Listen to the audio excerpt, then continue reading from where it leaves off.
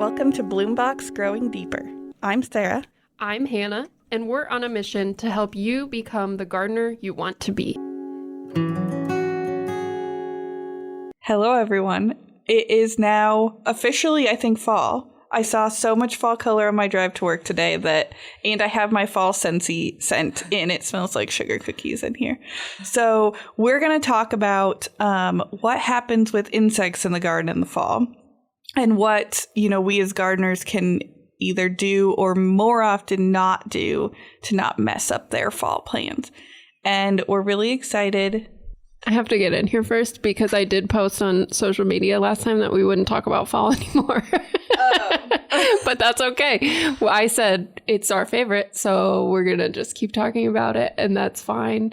And we've said it's officially fall about 3 times. So, but that's okay. You keep going, Sarah. I love it. You can't stop me from talking about fall. And if you're going to make announcements like that, you should tell other people about them. But we're really excited because it's not just Hannah and I here today. We have our friend Courtney from the UNL Bee Lab, who, by definition, should know something about bees. So do you want to tell us what your actual job title is? And then maybe what does that mean? What is your day-to-day job kind of like? Yeah, absolutely. Thanks so much for having me here. I'm excited. And so basically, I am a project coordinator with the University of Nebraska-Lincoln Bee Lab.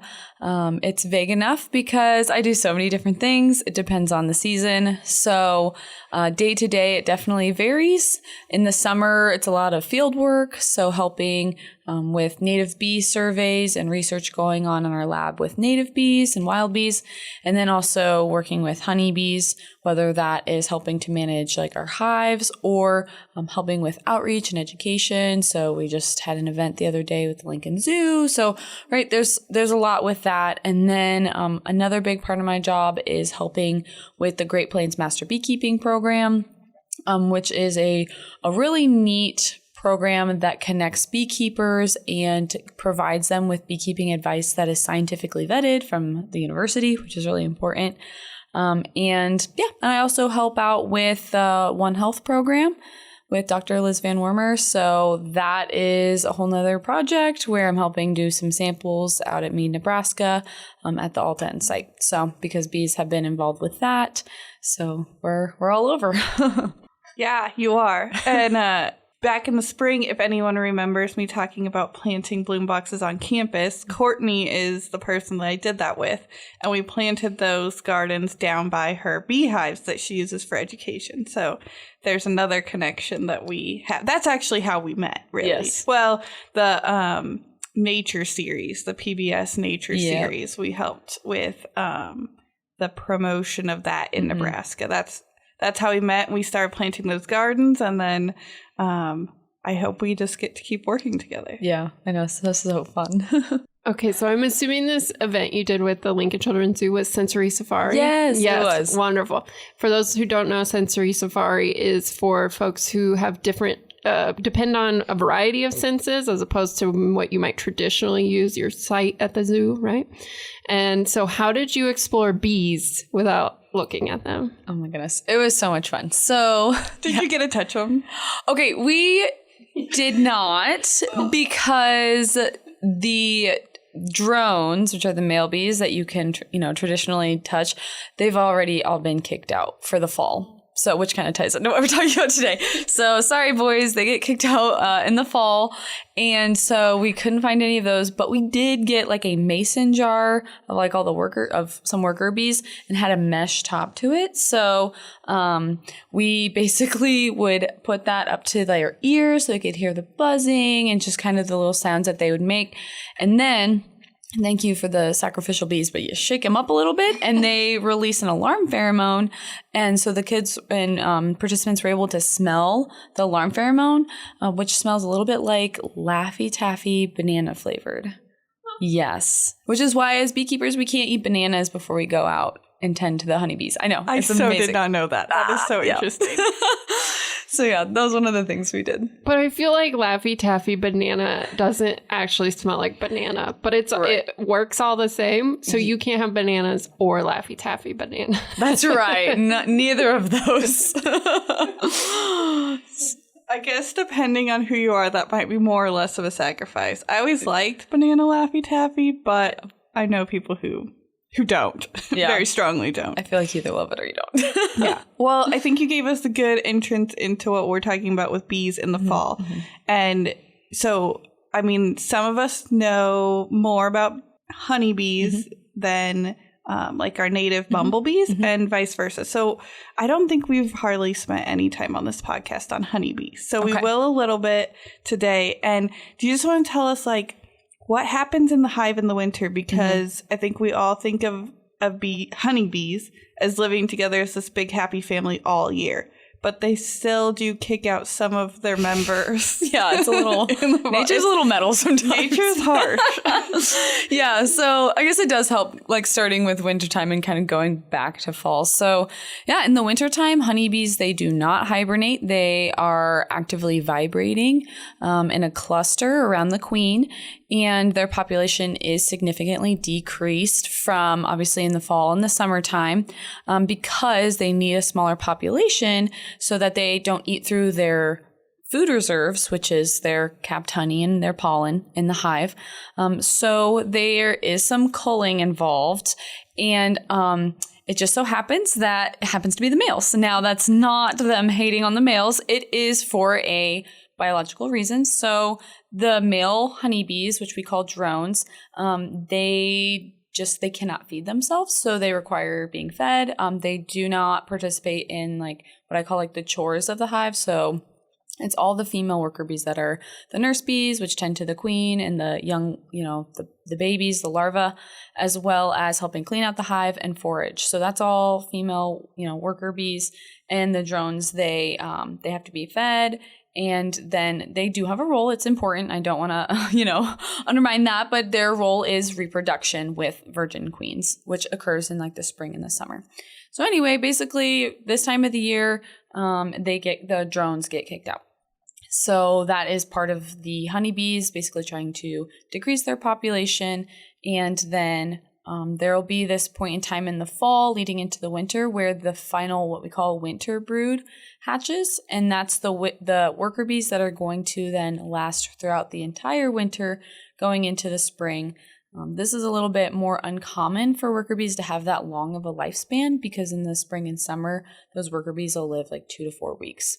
So they're the phrase like busy as a bee, that's no joke. They literally they work around the clock. So they're the lucky ones. Yeah. Are drones, do they go after pollen in the summer too, or are they really just there for mating purposes? They are just there for mating purposes, correct. Yep, for the honeybees. Okay, Gotcha.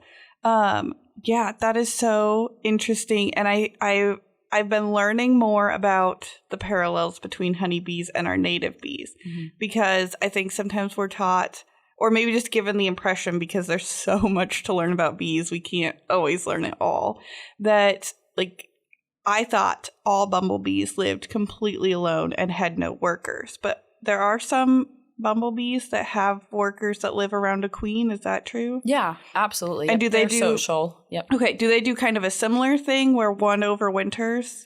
Yeah, so you'll have with bumblebees, they will overwinter. Usually it's it's a virgin queen that'll overwinter. So it's called the gyne. That's just kind of the terminology in the bumblebee world. And the male bumblebees, they will go out and forage and they participate and help out as well. So it's really cool. Some of the bumblebees, the male bumblebees will have this white fuzz on between their eyes. So I don't advise anyone, don't do this at home, but I like to go out and I will catch those ones and just hold them in my hands because the male bees, they can't sting. So same with the bees. I mean, it's well known that I'm fairly guilty of touching bees, whether I should or not. I'm just petting them. I do like to pet them. Are those the ones? So I've been seeing a lot around my yard of just bumblebees that are dead. Mm-hmm. And I remember we had a conversation over the summer about how to maybe guess if it's been a chemical problem or not. And you talked about their tongue sticking out.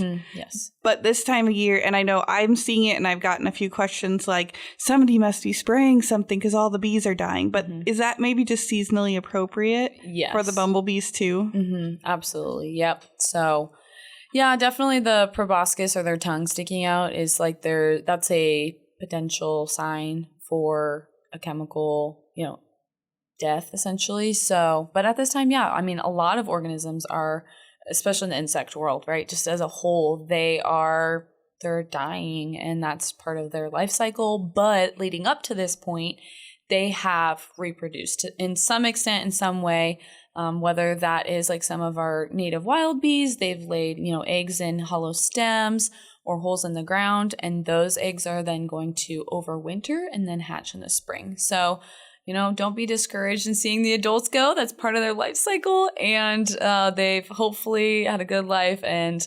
been able to feed on some delicious native flowers and left some little progeny. So for those bees that do overwinter, what are some things that we could do in our gardens to help them throughout the winter? Right. That is a great question, because so often, at least this is my experience with extension and outreach, is people think the problem is so much bigger and I can't do anything about it, but that's completely not true. Each individual, each landowner can definitely make an impact. And for overwintering insects, the biggest thing is leave the leaves. I don't know how to say that, not sound cheesy, but like honestly, leave leaf fall and your mulch and just let that build up. It's like a little warm blanket for like the bumblebees that are going to overwinter. And we are happy to say that you can buy Leave the Leaves signs on arboretumplants.org. We have them there. Buy them. We'll send it right to you. It's a yard sign. Yay. That's so cool. I didn't even know that. Yeah, it just kind of rolled off the tongue. So that's perfect. Yeah, it says Leave the Leaves for Wildlife. So awesome. There you go. Yay. Awesome. We'll have to get that. I was also just going to say really fast, because like the leaves are important, especially for those ground dwelling native bees, but also like our stem dwelling native bees. I don't know why. I think people just like to feel like they are 100% in control. And so they want to prune everything back, but leave it. Leave your, your plants, especially those perennials that have died for the season, but they're, obviously going to come back, but leave the stems because one, I like to say that the native bees will nest in those stems and they seek them as shelter in the fall and also in the spring, but also leave the seed heads because, birds are going to eat that and that's going to provide food for different organisms and insects, especially going into, that late winter, that starving season in February and March, where, everyone's cash, however you say it, is running low and your seed heads are going to be able to provide food for some organisms. So we need to revise our beauty standard for those things. I have been thinking a lot about like, where did that come from? Because we talk about like NSA promotes a lot of native plants and we talk about them being so much more low maintenance. And then I was trying to think, well, what's a high maintenance plant? And it was after roses. It's hard to come up with like any plant that you technically have to cut back. I think that's completely an aesthetic reason. We like to wrap up summer, clean up all the dead stuff and say we're done. And I know in some public landscapes, they do it because the snow gets scooped onto the landscape. And then in the spring, they have to deal with all these mushy like grass leaves. So they'd rather cut them back ahead of time. And I do get that. But I am a big advocate of lazy gardening. Yes. I like to kind of like see myself as like guiding my garden and doing like pretty much the minimum to keep it pleasing to myself. Right. Rather than, I don't need to make work for myself. I am excellent at making work for myself. I don't need to make it in the garden too. Yeah, that's true. Yeah. Referring to your question of like, where does the standard come from? From my perspective, my opinion, I think it's just this social lie that we've made up as far as like, oh, if my garden's messy, that reflects on my personality. And I just want to say we need to let that go. We need to just let go of our pride, let go of this like odd connection of like our landscape reflects us, and just let it be and serve its function. Or maybe we should rethink what it's reflecting, because I think my wild, slightly unmanaged garden is a fairly decent representation of myself. Yes. I think it's great though. There's more habitat there. There's more life there. And maybe not to get like all deep and meta, but maybe that is reflective of personalities, and just like let it go. And you choose your battles. You choose, okay, maybe this needs a little attention, but also maybe it's fine to just have some, let's let chaos just kind of be it's an okay thing. Mm-hmm. Like life is crazy. We don't need to look like we got it together, right? Let's let go of that false facade and embrace the chaos. That was kind of the inspiration behind our Leave the Leave signs too, is I think I've found people to be very accepting of managed chaos as long as they know that it was managed chaos. Mm-hmm. If they think that your yard doesn't look like theirs because you didn't care, they get grumpy with you real fast. Right. But as soon as you communicate that it's unmanaged, or it's not really unmanaged, it's just managed differently than theirs, and that you did it unintentionally for a purpose, I've found very little pushback from neighbor situations. Public landscapes can be different, but that's why Hanna made our Leave the Leaves signs, because if once people know you didn't leave the leaves because you broke your leg and somebody needs to send the youth group over to rake for you, they know you left the leaves for habitat. Right. You get a lot more understanding. Yes, I completely agree with that. I've personally experienced that. We basically did cardboard and mulch on our whole lawn, and we installed all these native plants, which have just been a delight, especially because that really is probably part of what kept us sane through COVID, and like being at our house, like, okay, I'm going to step into my little oasis outside. But we put up a sign because we were getting so many questions, and not necessarily out of malice, but just out of like unawareness of what is going on here and why, it's different. Why is it different? And it was phenomenal because people would stop, read the sign, and then they would smile and just like go about their like walk by our place. Or if we were out there, my husband Sheldon would, of course, offer them seeds and cuttings and all that stuff and be like, spread the love, like put this in your yard, So I think that signage and education is so important because honestly, I think people, they want to know and they want to embrace these things. They just don't know, okay, what is going on here and how do I incorporate this in my yard? We kind of had this like break, like this generational break of, having these native plants and letting them just be part of our landscape. Maybe this is putting you on the spot, but I just thought of this question. What is something that people do that they think is helping our native insects or bees that is not? Oh man. The first thing that came to mind was like cutting back your perennial like stems. I don't know why. That was just like the first thing people like, okay, I'm trimming it back. Like, it's fine. Leave them. It's going to serve them better if you let that stand, especially into the next year, into the early spring.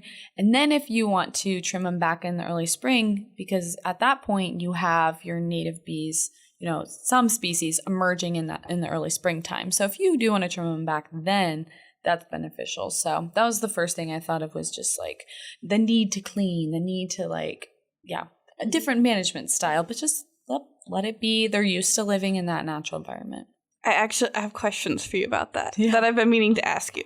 So one workaround that I was taught was if you've got stems of something that's too tall, like say your Joe Pye is done blooming and you don't want it flopping in your driveway, that cutting stuff back to like 18 to 24 inches is like a happy medium for like your human eye, but it also leaves the stem available to insects. Yes. Is that like that is pretty good? Yes. Okay. Yeah, that's a great. I'm glad you said that because there are certain tall plants out there. I was thinking more like native grasses and stuff where I'm like, just leave it. But yes, the tall ones, even I have to do that because they're like flopping into the road. They're covering our deck. Like we've got these sunflowers that are just like all over and it's like, okay, it's time for this to go. So absolutely. Mm-hmm. And then I have another, maybe this is more of like a hypothesis or a question. I'm not really sure. But we, a past coworker and I had done some like, digging into she left all her stems, and we were so excited to go out in the spring and take pictures and find the insects that had overwintered, and we found nothing. And nothing. We were like, okay, do you live in a barren desert, or is there something else going on? And someone had told us that sometimes cutting just like a few inches off the top to open the stems can be helpful and mimic like the grazing habit that would happen in a grassland. But while being careful, we're not talking about cutting them to the ground, just cutting them to open the stems. And I never, I have given that advice to people occasionally. What do you think of that? Yeah, I think that's definitely a good option. It's really kind of a matter of, I think of it because every plant is a little bit different and offers different things in your landscape. So yes, you can cut the seed head off and open that cavity up. That's why I was like, it's really beneficial to do that in the late winter. I'm thinking like February, because no native bees have emerged yet to nest. And you've also been able to then kind of maintain the seed heads for any birds that need to, forage through the winter. So that's like a happy medium. But if you're wanting to tidy, like I said, kind of tidy it up or cut back some of those things, then yes, you can absolutely, trim it off. But try to keep it tall because that'll allow for more nesting room for those native bees. Do they stack up in the stems? Yes. Are there multiple of them? They do, yes. It's really phenomenal. So they stack up. They'll go to like the bottom of the stem or the back of the stem first and lay. So those native bees will lay an egg on like a little ball of pollen. And then they'll create a little wall. And the material that they use, it totally depends on the type of bees. So your leafcutter bees, they use leaves, obviously. So it's really cool though to see like a cross section of that. Anyway, so then they will do that throughout the stem, and towards the opening of the stem is where they tend to lay the male offspring. Okay, so the females are on the back, males are on the front. And the reason is because if there is a predator that comes, it's more likely to get the males instead of the females, since the females are the ones that are going to be reproducing. So that's kind of a little fun fact, which is why, tying into the plants, it's so important to not trim them too short. You want to keep that, like you said, 18 inches, because if they're too short, then you are going to lose some of that female population because of predation, basically. So it's the same bee that will lay eggs in one stem, or? That's correct. Okay. Mm-hmm. Yeah. Each hole is kind of like an apartment, so they go in and that's their space, or condo. Maybe multiple rooms. I don't know. Fancy.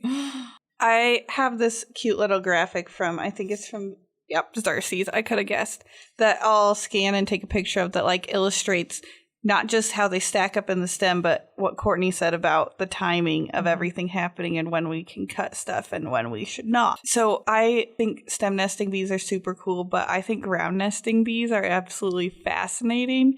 And I found one last spring. Really? I was cleaning up my herb garden. And the bees love my herb garden. I have all these native plants and they're in there hanging out on the oregano.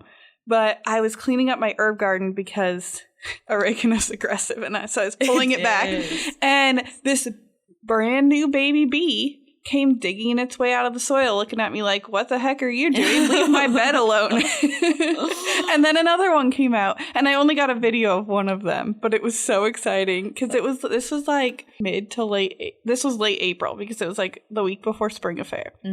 And I was like, I got to get something done before Spring Affair keeps me out of the garden. But it was so cool to see. It's just one after another. They just kept coming out.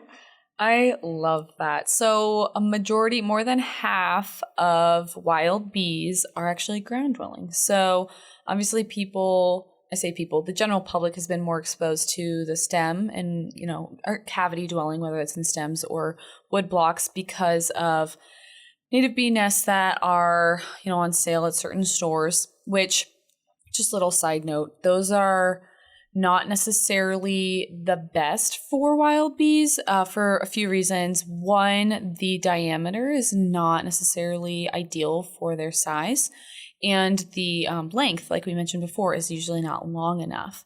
So they're fun to be able to see the bees and, them nesting.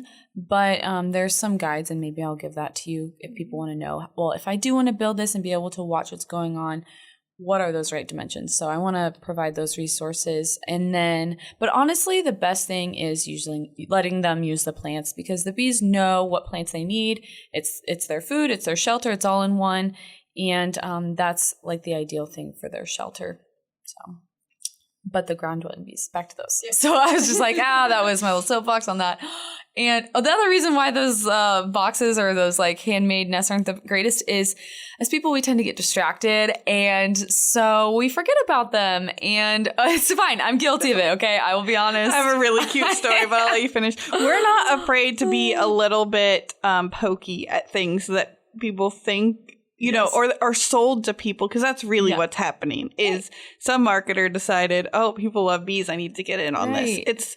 And so we're not afraid to poke at that a little bit. We don't want to, you know, be too mean and rock people's world, but we don't want to be telling you to do something that's wrong. But I want to share that with people, because it's like, it warms my heart that people want to help the bees. And then, you know, it's not their fault. They are just getting the wrong information from these, you know, places that are just trying to sell them something for $1. And so, yeah, we want to give them the right information to do that. Also, no offense to scientists, but a scientist did not come up with the name Bee Hotel. That was a marketing ploy. Because I don't know if you've ever read our papers, but the titles are long. Yeah, that's so true. But I have a very funny story for you about one of those, because I did get sucked into buying a cute little one that was sitting right up front at a discount home goods store. And I was just like buying garden stuff, and it went in my cart. Well, I hung it up. It promptly fell down, and I didn't do anything with it. But Silas found it, and no bees had been in it. It'd just been hanging up for like a week. And I found it like 3 weeks later over in his little like outdoor kitchen set area. And he dragged over one of our friends who was visiting. He's like, Auntie, come see this. And she's like, what are you doing? This is my farm. What are you farming? I'm farming bees. Oh my goodness, that's so cute. So maybe I'll send him to a beekeeping class when he's old enough. Yes, that is fantastic. I love that. But yeah, the ground nesting bees, though, they're the most common. And as far as like how people can facilitate shelter for them, honestly, it's just like we say leaving bare soil, but plants, as we know, they're gonna, you know, they want to take over. And honestly, in a very healthy native landscape, you're gonna have space between plants. Like that's part of their process, so that they all have room and the resources they need with space. So, but having healthy soil, I think that is something we definitely can do intentionally. So, right, like mulching with your leaves and, you know, incorporating some compost in there and not tilling. So those are all really beneficial things for those ground nesting bees. And then also just don't use chemicals. Just don't use chemicals. Just leave it. You know what I mean? Like that's going to be definitely soaking into the soil, running off into the soil, and that will impact those ground dwelling bees. Okay, one of my favorite things to do on this podcast is to dispel things that we learn on Facebook. Perfect. So one thing that I noticed has been making the rounds, maybe because we're currently in drought conditions throughout most of the country, is providing water for bees. And like there's all these methods to it, like put out a shallow dish, put out fruit, put out all these different things. So 1, do we need to provide water for bees? And 2, if we do, what's the best way to do it? Okay. So I need to kind of separate this answer a little bit into our like wild bees and our honeybees. So our wild bees, if they're in your area, they have a water source. Otherwise they wouldn't be in your area. Like they wouldn't be able to survive. And so they're fine. Now, honeybees, I separated. It's different because honeybees are agriculture. They're livestock. So if you're bringing them, you're transporting them into a landscape, you know, and if that doesn't have a water source, then that can become a problem.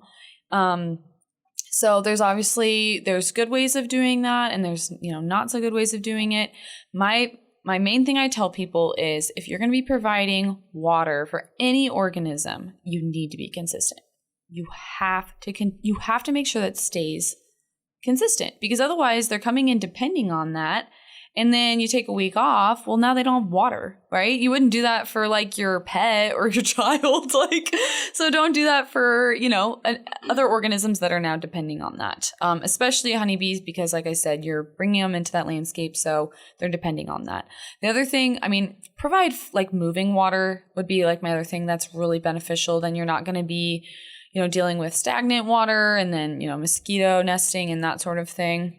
Obviously, not everyone can do a fountain, but if you are going to provide any sort of water source, obviously make sure it's fresh water, and then provide a way for the bees, the insects to get out, right? Don't just have like a 5-gallon bucket of water, because they're going to fall in and drown, and now you're doing way more harm than good. So definitely provide, if you're going to do something like having, rocks within it, something that they can climb out. I've seen some really interesting things of like, pool noodles, like cut up into little bits, and then so they're like little water rafts, and they can then climb up and dry off and fly out. Oh my gosh, bee water rafts. Yes. Yes. So you could repurpose your... Do you have to serve them tiny margaritas? Yes. So just like honey margaritas. Absolutely. Oh man, with crystallized honey on the rim. Yes. Now this I kind of want this recipe. Yeah. I saw some very creative bees this summer in our kiddie pool. It was actually, they were like, that game where you throw the 2 balls tied together at the PVC pipes? Yes. I forget what it's called. Well, some of those were floating in our pool, and they've got dimples like golf balls. Mm-hmm. And so I found these bees like landing and drinking out of the little dimples. Yes. It's really cute. I couldn't get a picture. Every time I pulled my phone out, they flew away, but... I think that's awesome. Yeah, most of the time, insects as a whole, they prefer puddling, which is essentially kind of what you're describing, drinking water from a shallow source. So whether that is, rocks that are by the water, not necessarily in the water. And I've seen them, drinking water out of like moss, because that's pretty naturally wet, or mud puddles. I don't know if you guys have seen like butterflies that, just like, you're like, why are they drinking out of like the ground? Well, it's, mud, and they're able to also get some nutrients and minerals from that. So puddling is good. So like Sarah said, we don't talk too much about honeybees, but if people were interested in getting into beekeeping, how do you go about that? And especially here in Nebraska, what would be some good ways? Yeah, so I would definitely encourage getting connected with people who know what they're doing. Like that's any hobby that you start, you really want to have a mentor, because as you learn and do it, you're going to have questions that come up. So the University of Nebraska-Lincoln has created this program called the Great Plains Master Beekeeping Program. And it is really neat because you can jump right in, and there's all sorts of free resources. So you can start there, and that also helps you get connected with the local communities. So we've partnered with all sorts of states outside of Nebraska and empowered local communities so that, yes, there's online material that they can just get a nice baseline and even see if they want to get into it. Because what I see is people have this great heart, great intention of wanting to help bees and help their environment. And there's this misconception that, I need to keep honeybees. And that's not necessarily true. That's not for everybody. So honestly, the best way you can help bees is just planting native flowers for your area. So anyway, but getting into honeybees, then you need some information. What am I doing? What's the cost? Do I even want to do this? And so on Great Plains Master Beekeeping website, you can go there, get those initial tools, get those resources at gpmb.unl.edu. And then also get connected with people in your area, because then there's these things called open apiaries. So an apiary is a location that you keep honeybee colonies, and they're free to go to, and you can they'll provide suits, like beekeeping suits, so you can go into the honeybee hives, learn about what's going on during that time of the year, connect with people in your community with beekeeping, and kind of just take your next steps from there. So it's a really interesting program. It's built like kind of this accession model. So as you become more advanced, you then become and test out and create this project as a master beekeeper. And then you can run these open apiaries and become a mentor in your like community for beekeeping. And also there's requirements of like volunteer hours, right? Because the point is to also give back and then create a project based on your interest with beekeeping. So a lot of resources with that, I know, but basically get connected. There's really great resources out there. And also, like with anything, don't just like get on YouTube and assume everything is correct, or Facebook, like you said, right? So not everything is correct on that. And so get connected with someone that can have more like scientifically vetted information. Okay, so back to our native bees then. Can you walk us through, because I know, I guess we get so many questions about like the bees are dying, people losing. I mean, my niece came up to me the other day and she's like, I'm so sad because the bees are dying. I think she said that to my sister actually, but she was so sad and she had watched this thing on YouTube or whatever. And how do we, one, are they dying? Why? Or do we know why? And what can we do to help? Because I think that's the key thing that we have lost communicating sometimes in science, is that we can be a really doom and gloom. Right. So what are the positive things that we can do? Yes, that's a great question. And yeah, we get that question all the time. And I'm always happy to talk about it because it's really important. And like you said, there can be this doom and gloom mindset about it, but I just love to flip that and be like, and again, like what I mentioned earlier, empower people. Like you as an individual can do something about this. There's a lot of things in this world and life that are outside of our control, but this is one you can actively do something about, especially as like a landowner. And so I guess first addressing like, what is the problem? So, okay, like how do I want to address this? This is like so interesting. So basically what we're seeing is a combination of things. So one is a lack of food, a lack of forage, aka a lack of good plants for them. And this is extremely relevant to our native bees because while a majority of species are generalists, meaning they can feed on different flowers, there are specialists, meaning this one species of native bee feeds on this one species of native plant. And so as, more structures are going up and people are just doing these, non-native grass lawns, we're losing food for them basically. So that's the big issue. And then chemical use, right? Anyone can go to the store and grab Roundup and stuff and then not necessarily use it correctly. So the combination of those things is really what's causing an issue with our pollinators as a whole and insects as a whole. And then honeybees, again, those issues impact them. They have some separate problems with varroa mites because, again, they're livestock. So just like with cattle and stuff, they're having to be treated and dewormed, etc. So honeybees have some of their own specific issues as well. And it's interesting because people might hear about declines of honeybees, but that's not necessarily true because honeybees can be bred and, for more, because it's a livestock. So it's easier to manipulate honeybees and generate more queens and create more colonies. And also the reason their population, right, I did air quotes, their population is declining. So is because they're getting like transported on these really stressful pollination routes. So it's stressful on their health. And so, yeah, there's going to be a lot of turnaround for honeybees, but it's because we're dropping them into these monocultures and then, which they're getting exposed to the chemicals that are sprayed in those fields, etc., because of the way we've set up our farming system. So, but yeah. And I mean, I think it would be safe to say too that we have the honeybee population that we have because they're a livestock. So we as humans essentially created that population. Mm-hmm. So if that population is at our whims as beekeepers to raise and lower, right. Where the native bees, they're here, they don't care about us, but what we do affects them strongly. And so that's where I think, our garden habits become important. Yes. But I did just run some numbers while you guys were talking. And one of the things that I love about bees, as opposed to some environmental crises, which are just, they are, like Hanna said, they seem big.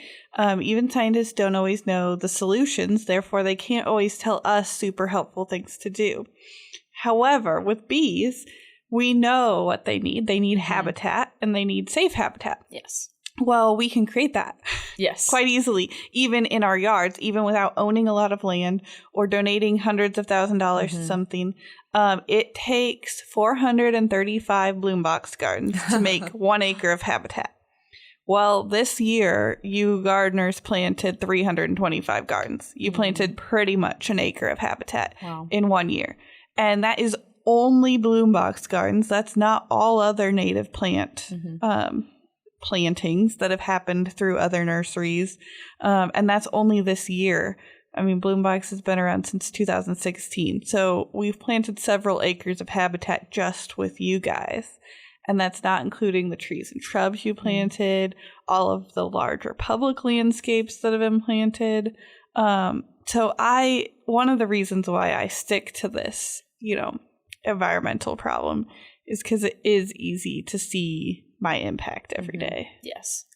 That's so beautiful. And I love that you said that, because that segues perfectly into what can you do? So if you hear nothing else, you just know that you can make an impact, and it starts with where you're at, and, especially those that have land, right? And it doesn't matter if it's just a little 2x2 garden or plot, or even just a pot on your apartment, patio. So like you said, everyone can make a difference, and it doesn't have to be, it's not overwhelming. It's only overwhelming if you let it be.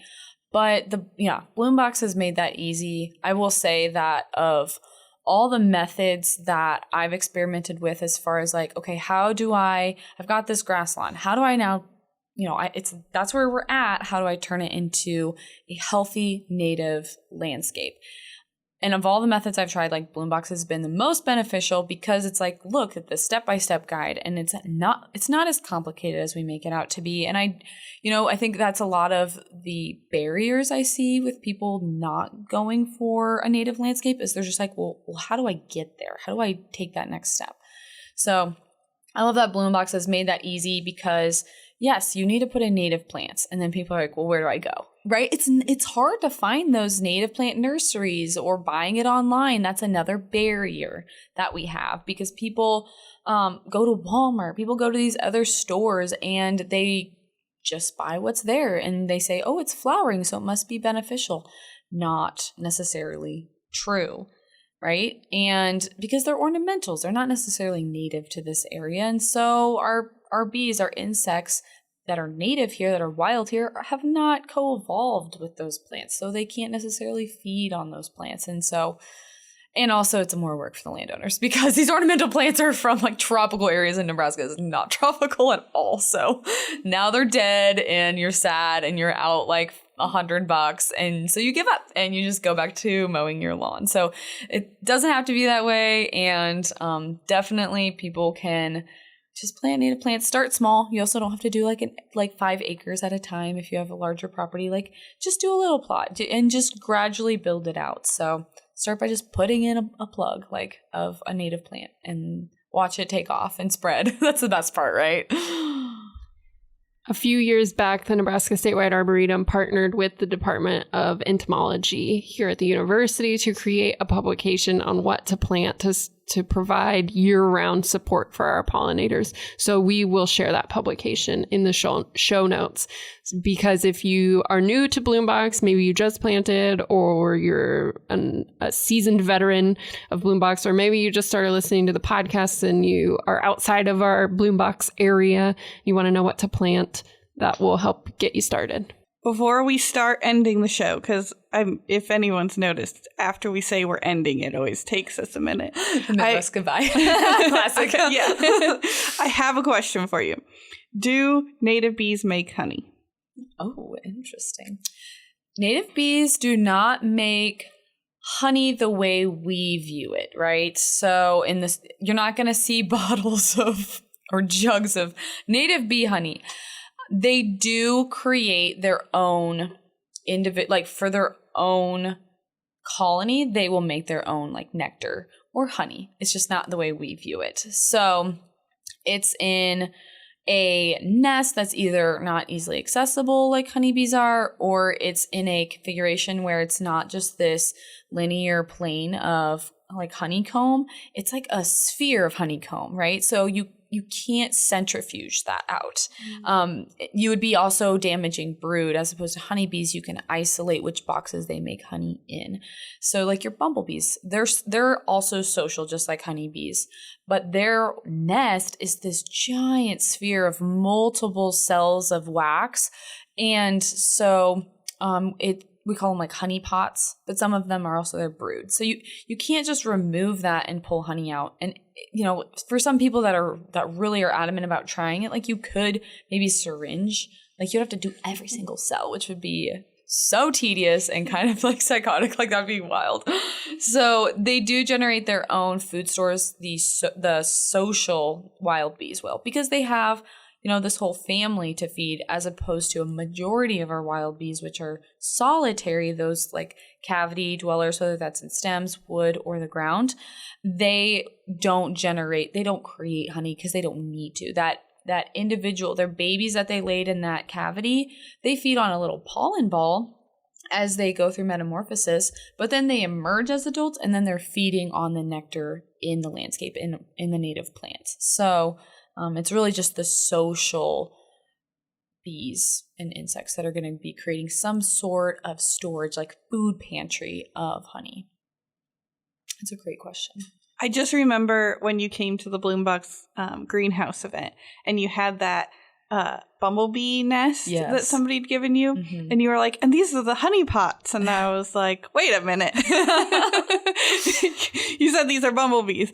So, and I just thought that was really interesting. Yes. And I wanted to know. So it is honey in the sense that they make it like honeybees do, and it's to feed their young, but it wouldn't probably taste super like honey to us. Right. Yeah. So it is still honey from the sense of, okay, what is honey? Honey is nectar, which bees have collected from plants, that has then been put through this very interesting process of regurgitation throughout several bees, because it's getting mixed with enzymes, which is kind of what creates it as honey.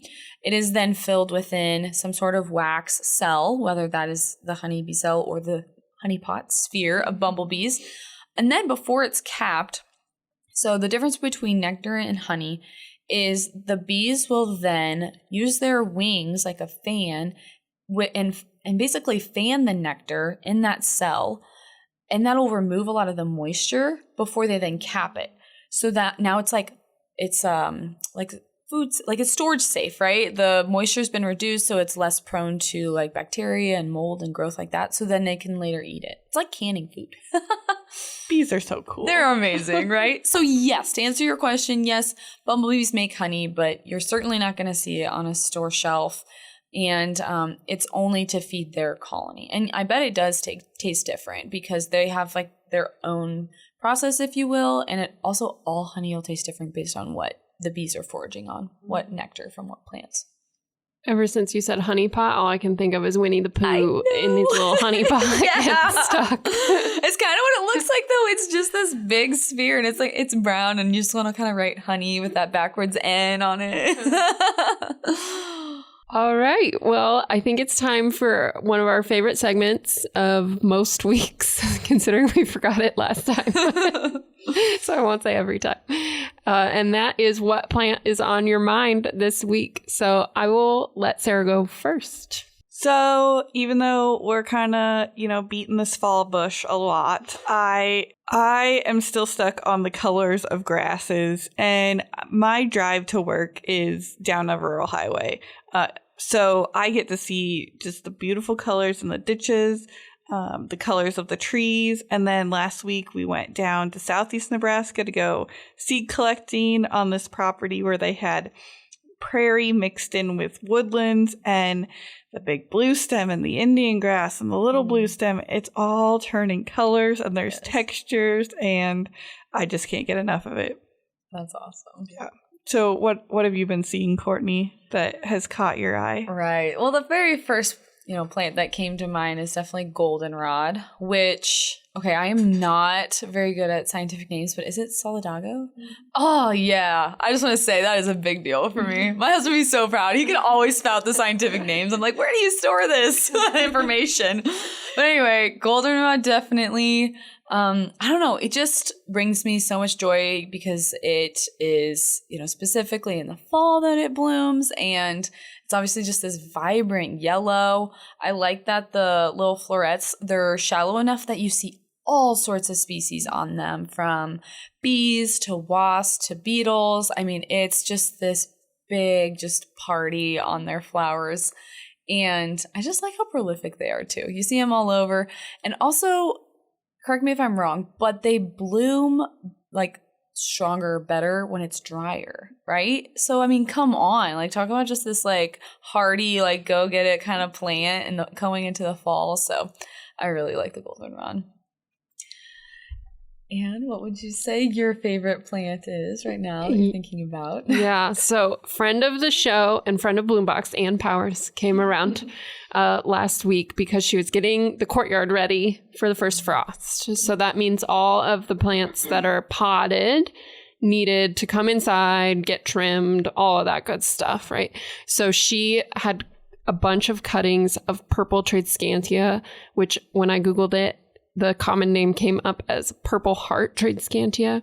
So it is a potted plant here because it's a tropical plant otherwise, and it can be pretty prolific, and you've probably seen it and you don't even know. So she came around with all these cuttings, and so I took a bunch. So now I'm working on getting them rooted and then put them in soil. And when she came, the Nebraska Statewide Arboretum was also getting our annual audit. We do this every year. So our auditors were here in the office looking through all of our financials, and I did make them take some. So that they would have some plants to remember us by. So only one person left theirs behind, so I had to give them away. That makes me laugh. Okay, so we have one event to remind you of. We're finally slowing down. I've been in my office 4 days this week. Well, no, I take that back, 3 because I'm going to be out in the arboretums tomorrow. But that's still an improvement. What's coming up? Plants and Pints. Okay. So this is I'll let Hannah tell you about it. This is her brainchild, but it's the Young Lecture in a post-COVID form. It's Young Lecture for Millennials. Really, we just asked our student worker, well, not student anymore, but we said, what would it take to get you to an event? And he's technically Gen Z. And he said, well, you got to put beer first. So we didn't do that first. We did a second. So it is Plants and Pints.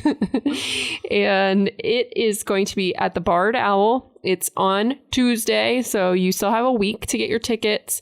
$20 for members, $25 for non-NSA members. And you can come and hear, I keep going back and forth. Is it 2 speakers? Is it 4? Because they're in partners. So there's 4 people representing 2 companies to talk about trees and tree care and why they created tree companies in Nebraska. They're both from the area, and they have created really excellent companies that we work with quite a bit. So you'll be able to come, get a drink, get a pint of beer. I stumbled on this last time because I was like, a pint of beer, but not a pint of anything else, guys. Let's be responsible. Okay. And talk to folks. We're all going to be there having a good time. There will be snacks because there's always needs to be snacks. We get the whole rooftop bar, the whole thing just for us. There's fire pits. There's outdoor seating. There's indoor seating. It's posh, y'all. It's going to be great. So come on over, Plants and Pints. You just need to go to plantnebraska.org plantnebraska.org. Yeah, it's a / plants-pints. I mess it up every single time. It will be in the show notes. Don't worry about it. That's why I always link things. And then there's like, is it a backslash or a forward slash? And what does that even mean? And then there's the extra long hyphen. I don't know what that is. The N dash? M dash. Okay. No. That is. I don't know what that is. No. I use one punctuation and that's a comma. No, Karma always had to remind me, it's an M dash. You need to put an M dash. And I was always like, I don't know how to do that on a keyboard. It's not on the keyboard. You have to look up a shortcut. It changes all the time. I would just send it to her and she would fix it. Well, Courtney, thank you so much for joining us. We really appreciate it. And everyone out there, don't forget to rate and review us. It helps spread the word about our podcast. So do it wherever you're listening right now. You can, of course, always send us your questions. We'd be happy to hear you. I think we're going to do a little bit of listener input for our next Halloween edition of Bloombox Growing Deeper. So be on the lookout for that on social media and everywhere else. So thank you for listening. Bloombox and Bloombox Growing Deeper are programs of the Nebraska Statewide Arboretum.